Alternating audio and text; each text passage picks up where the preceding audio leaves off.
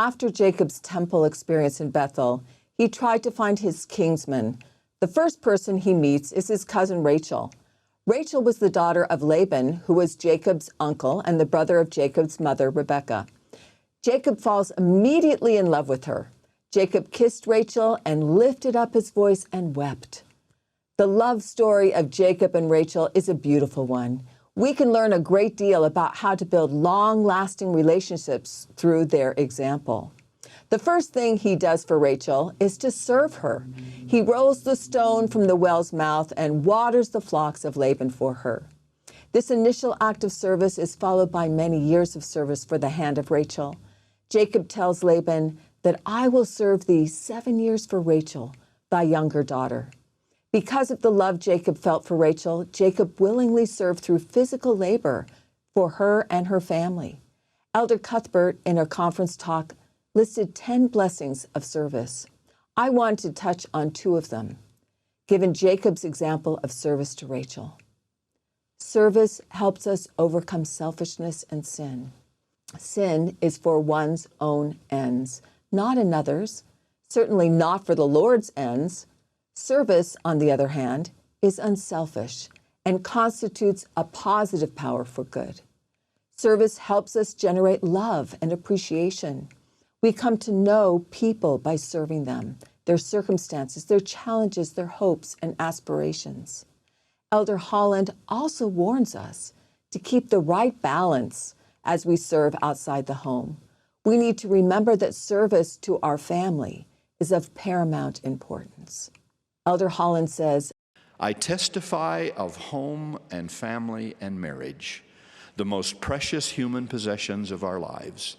I testify of the need to protect and preserve them while we find time and ways to serve faithfully in the church.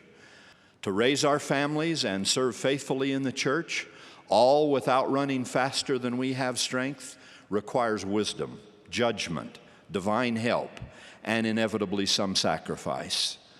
Such service inevitably brings challenging decisions about how to balance priorities and how best to be the disciple he wishes us to be.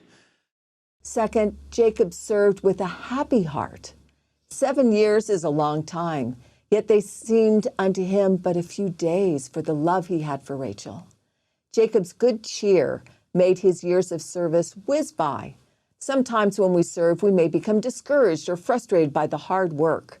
Elder Marvin J. Ashton reminds us that good cheer is a state of mind or mood that promotes happiness or joy.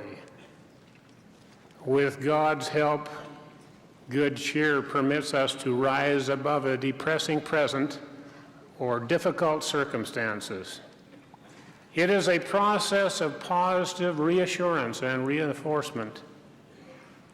It is a sunshine when clouds block the light.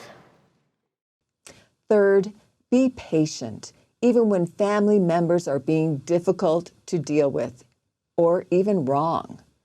Laban, Rachel's father, wanted Leah, his eldest daughter, to be married before Rachel. Using deception on Jacob's long-awaited wedding night, Laban has Leah brought to Jacob rather than Rachel. Jacob doesn't realize his mistake until the morning. Jacob asks, what is this thou hast done unto me?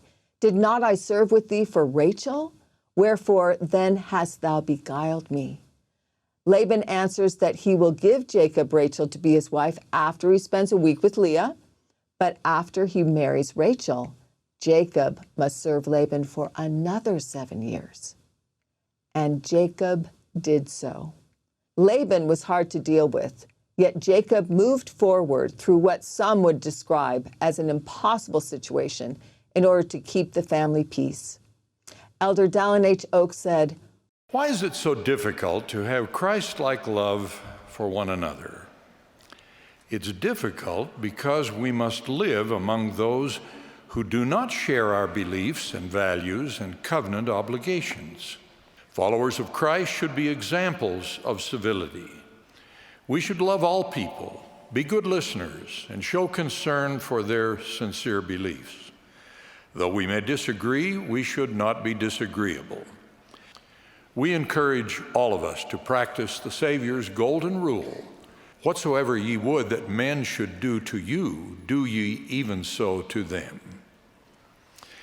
When our positions do not prevail, we should accept unfavorable results graciously and practice civility with our adversaries. In any event, we should be persons of goodwill toward all. Jacob is a supreme example of patience in dealing with horrific circumstances. Sometimes our trials will not be of that magnitude, yet we must still find patience in the way we deal with life's smaller frustrations. Patience is difficult, especially with family members and with worldly circumstances that don't go our way.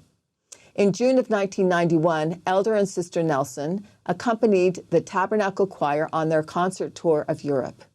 He described one woman's frustrations, yet her willingness to be patient through the trial.